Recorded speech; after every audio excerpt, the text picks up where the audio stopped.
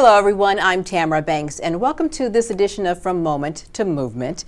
I am so thrilled to introduce you to an amazing woman. She is the COO of the Atlanta Medical Association. She's also the founding member and president of YCS Consulting.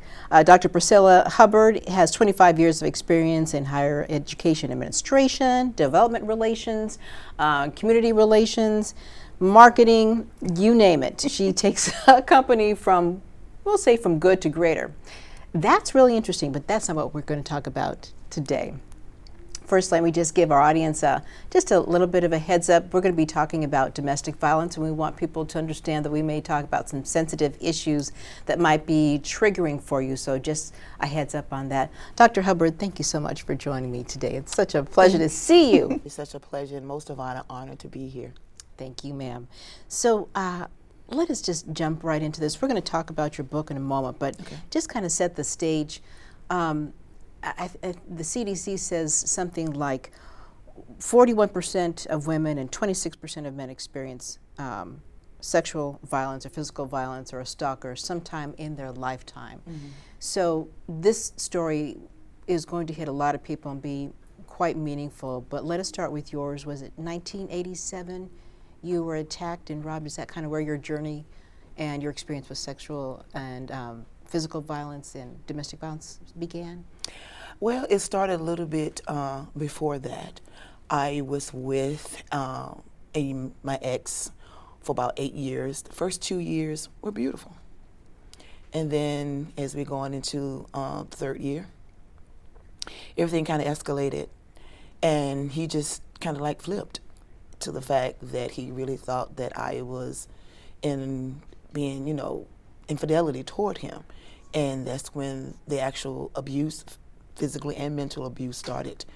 And then it just periodically just kept going on and on and on for several years in that regard. So before the actual robbery, I had experienced several incidents with him. So this was somebody that you loved, that you trusted, somebody that you knew.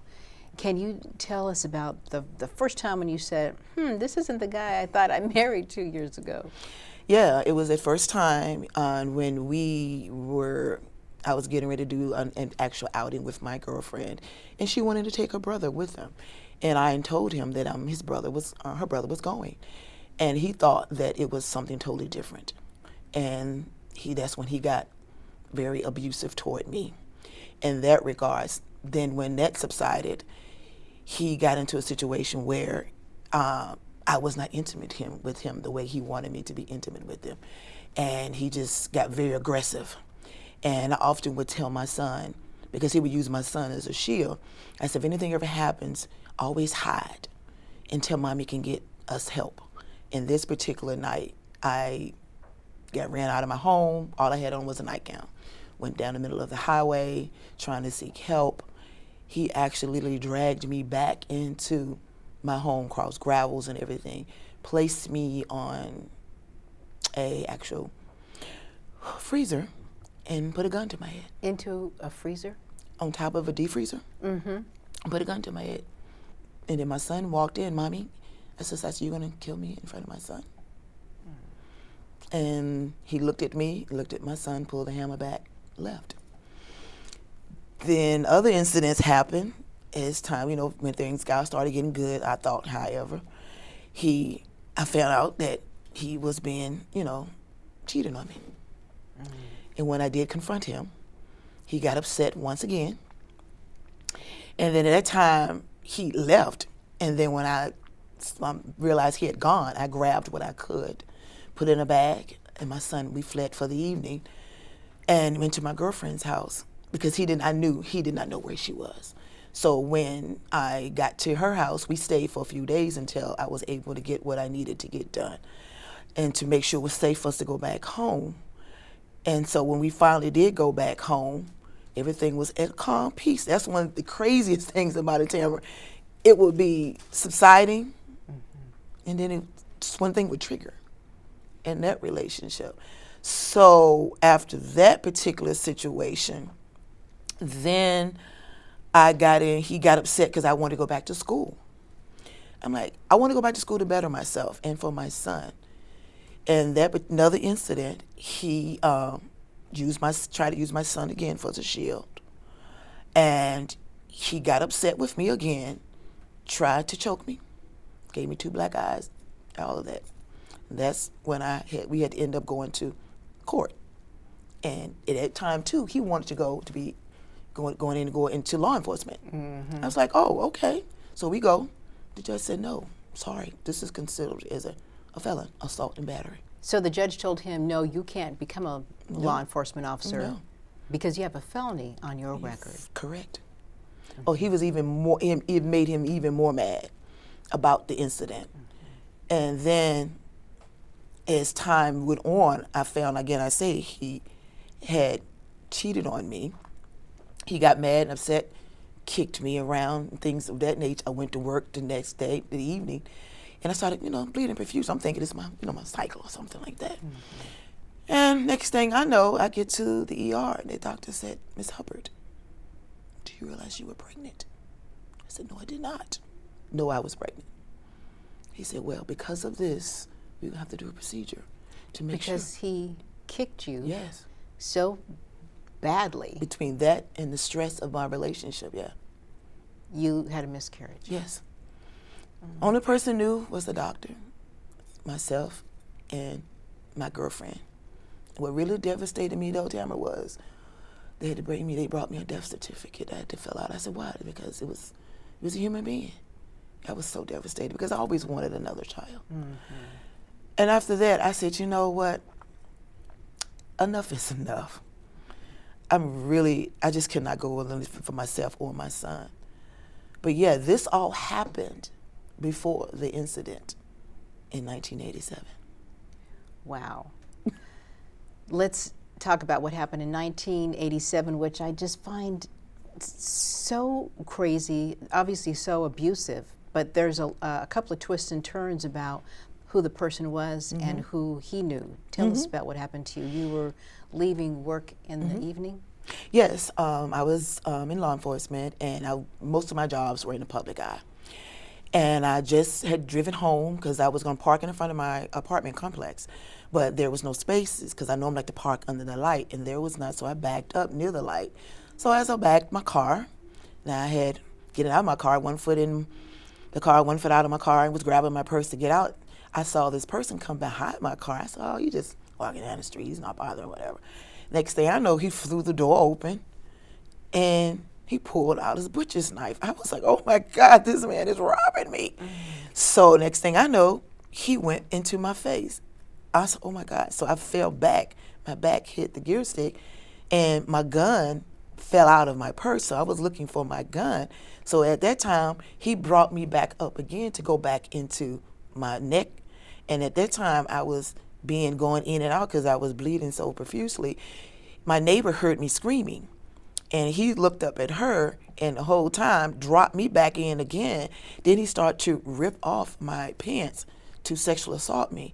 And at that whole time, you were always taught, make sure you watch the knife and the way it was going, however, so you always keep abreast of certain things. And so at that point, he realized it was just, let me just go ahead and just leave. So he dropped me back into my car, and each time as I am in the car, I'm just continuously just bleeding profusely. And I said, oh God, I got to get to the hospital. I got to get to the hospital. My son cannot see me this way. And I was looking for my gun. I couldn't get to it, but luckily, my keys had fallen out of my purse. I drove myself to the hospital. I saw him as I was driving out in my peripheral view, and I started to run him over. I said, no, and let me get to the ER. So my ex-cousin, who is at EMT, he stopped, pulled over, lifted me out of my car, and took me to the ER. And by the time I got to the ER, I burst through the door. And I said, I've been robbed. They put me on a gurney. I said, I've been stabbed. They said, okay, we got to give you a tetanus shot because of the metal. I said, no. He said, well, we getting ready. We got to sew you up, give you anesthesia. I said, no, don't give me anesthesia, because if you do, I will not be able to see my son. They said, I said, no, do not put me to sleep at all. So, and at that point, as they were getting to suture me, I said, oh my Lord, my legs, my legs. They said, oh God, Miss Hubbard, you've been stabbed on both of your legs. So they really went in and sutured me up. And when they sutured me, they got the physician that was on call, who was a plastic surgeon. And he said, well, I'm sorry. You all have to take all these stitches out. Because with African American, you have to suture them on the inside as well as on the outside. And so we have to take all these out and resuture them. So he had to go and do that resuture. Mind you, I had no anesthesia. No anesthesia. Yeah. None. So from 11:15 p.m. to 4 a.m., that's how long it took them to suture me up, clean me up enough to get me home and to get me back into home with my mother. My mother just collapsed on the floor when they brought her because she just knew that I was gone. That is an amazing story, and just there's more to it. And as I mentioned, 1 out of every 3 or 4 women experiences.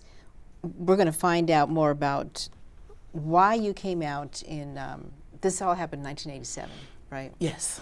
And you have a book out called Removing the Mask, and we're going to talk about why it's called Removing the Mask, From Pain to Purpose. But tell me about the relationship, or potential relationship, between the perpetrator, suspect, and your husband.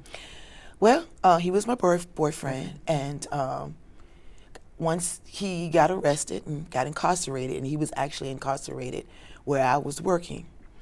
And The suspect. Well, yes, now he's not a suspect. Yes, now he's led. Yes, yeah. Tried, sentenced, Yeah, convicted. come to find out they knew each other. My boyfriend and the perpetrator, well, they knew each other.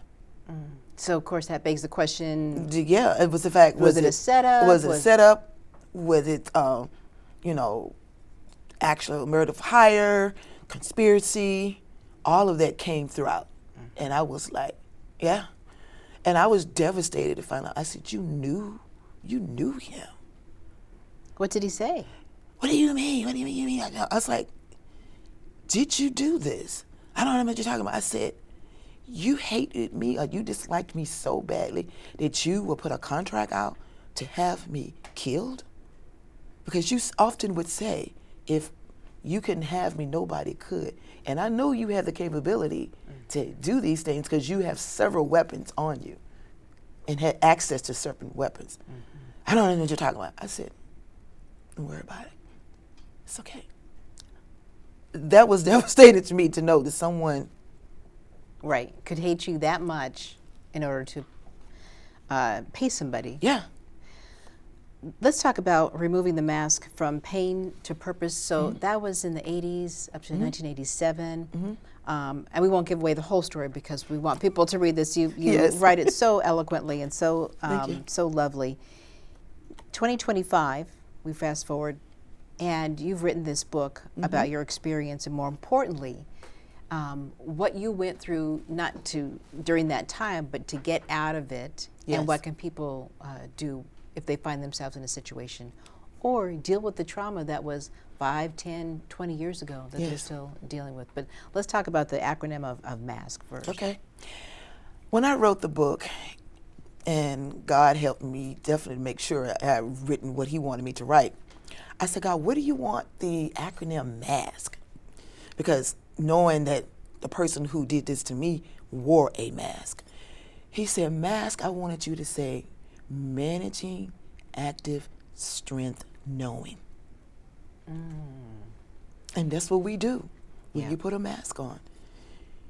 You are going through so much, but you are managing active strength knowingly that you are trying to make sure no one understands the pain and the hurt that you are dealing with. And you put this mask on to show nobody knows that. You know you're broken on the inside, but you don't want the world to know. Not only did you wear a mask during this time, but you have since gone on to start your own consulting company. Yes. I think you taught at Morehouse, other universities. You are, as I said earlier, the COO of the Atlanta Medical Association. That's correct. So that was 20 years ago? Yeah. And so now, why write this now? It took me a minute to get to this particular point because I had spoken at various places, churches, conferences, and things. And I've been on radio, had my own radio show and everything. And it was like, okay. And everybody say, when you going to write the book? When you write the book? I said, but like I said, you know, for our timing, it's not God's timing. And after thinking about it, because I said, wonder what people are going to say. Will people look at me differently? Will people think of me a different way? Do I want everybody in my life like that? And then I said, you know what? I'm just going to step out on faith because God told me it wasn't about you. It's about me. People understand if you can make it, they can too. And how you escalated from pain to now, this is your purpose to help someone else. One of the things, many of the things I love in this book is saying no. Tell me more about saying no, because I really need to know what that means about saying no to work, saying no to pressure, and of course in this case, saying no to somebody that you are in love with. Yeah, interesting that you said that because I am extremely busy with running an organization, my own businesses, being very active in my church, and everything in this nature. And my family and my daughter-in-law, who I love very much, she said, Mom, you need to learn how to say no. And don't feel regret about it. Mm-hmm. And it's good to say no. And sometimes you have to understand your peace is so valuable. That's right. And having that peace and saying no, and it's okay. And that way you got to take time for you and don't have any regrets about it. And luckily this weekend, that's what I did. I didn't answer phones. I didn't do emails. I took time for me. And I call that, you know, my allaboutme.com weekend. I did. Nice. And I'm learning how to say no, and it's beautiful. Because normally I'll be everything to everybody, and I was nothing to myself. You just got goosebumps up and down my neck. Yes, yes, yes.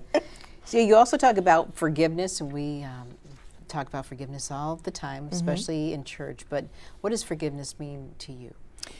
When someone may have hurt you in some way, and you got to go back and forgive them for hurting you.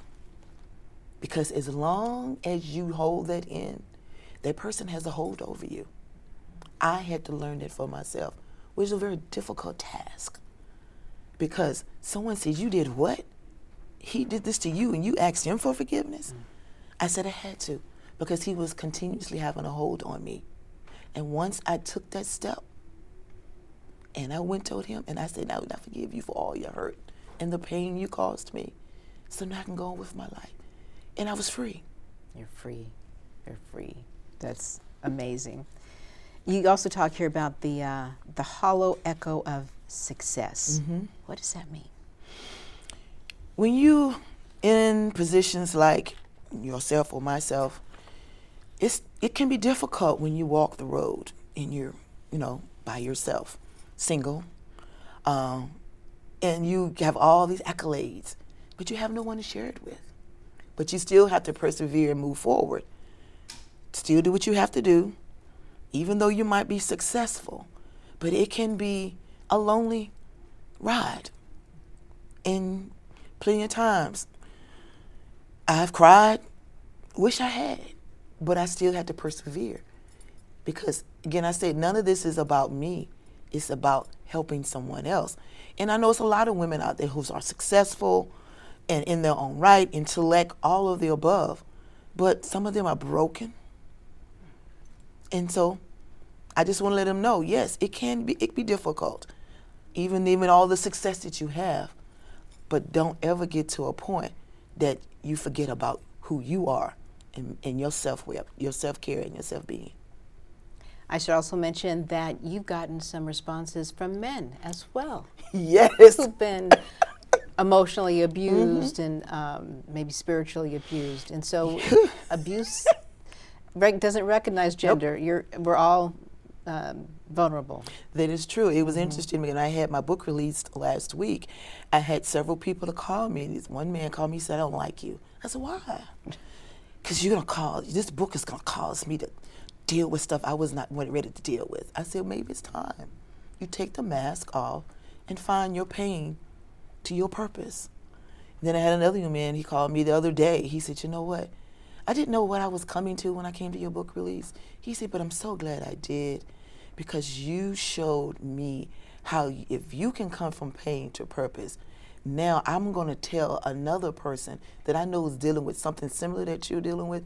He's been very depressed, going through a lot of mental type of issues and things of this nature. And this book will probably help him to understand, to get the help that he needs, to help him to remove the mask so he can come through all of this pain and he can understand his purpose is not just for him, but it's for others that he can help. So I was truly honored. And I'm so honored to have this conversation with you. Thank you. And this is available now on Amazon. Yes, it is. It's available on Amazon. It is on Kindle. It is also available on paperback as well as hardback. And we're soon to have it Audible as well. Removing the Mask from Pain to Purpose. Dr. Hubbard, thank you so much. It's been my pleasure. Thank you, Tamara. And making a difference in the world, and capturing this moment and making a movement and healing the world in such a lovely way. Thank you so much. Thank it was you. my pleasure. I'm Tamara Banks, and we'll see you next time.